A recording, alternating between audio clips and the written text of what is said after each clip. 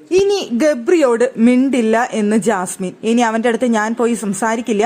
എനിക്ക് അവന്റെ അടുത്ത് ദേഷ്യമൊന്നുമില്ല. ഞാൻ അങ്ങനെ ദേഷ്യമൊന്നും കാണിക്കാനായിട്ട് ഉദ്ദേശിക്കുന്നില്ല. പക്ഷേ ഇനി ഞാനായിട്ട് അവന്റെ അടുത്ത് പോയി സംസാരിക്കില്ല. അവൻ എന്റെ അടുത്ത് വന്ന് സംസാരിക്കണമെന്നാണ് അവിടെ ജാസ്മിൻ പറയുന്നത്.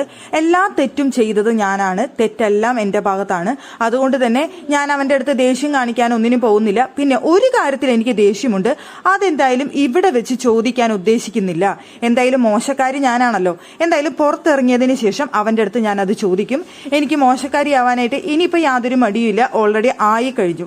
എന്നിരുന്നാൽ പോലും ഈ വീട്ടിൽ വെച്ച് ഇനി ഞാനായിട്ട് അവന്റെ അടുത്ത് പോയി സംസാരിക്കുന്നതല്ല എന്നാണ് ജാസ്മിൻ പറഞ്ഞിരിക്കുന്നത്. ഗബ്രി വേണമെങ്കിൽ വന്ന് എന്റെ അടുത്ത് സംസാരിക്കട്ടെ എന്നാണ് ജാസ്മിന്റെ അഭിപ്രായം. ഇതെല്ലാം പറയുന്നത് റസ്മിനോടാണ്. റസ്മിൻ പറയുന്നുണ്ടായിരുന്നു, ഇനി നീ അവന്റെ അടുത്ത് സംസാരിക്കുന്ന കണ്ടു കഴിഞ്ഞാൽ ഈ കൈ പിടിക്കാൻ ഇനി ഞാൻ ഉണ്ടാവില്ല എന്ന് റസ്മിനും പറയുന്നുണ്ടായിരുന്നു. എന്തായാലും അവിടെ ആകെ തകർന്ന് വിഷമിച്ച് എന്തോ മാനസികാവസ്ഥയിലിരിക്കുന്ന ഗബ്രിയെ നമുക്കൊരു മൂലയ്ക്ക് കാണാനായിട്ട് സാധിക്കുന്നുണ്ട്. എന്നാൽ ജാസ്മിനെ കൂട്ടായിട്ട് റസ്മിനുണ്ട്. ഇവർ രണ്ടുപേരും ഇനി ഏത് നാടകത്തിലേക്കാണ് പോകുന്നത് എന്നാണ് നമ്മൾ കാത്തിരിക്കുന്നത്.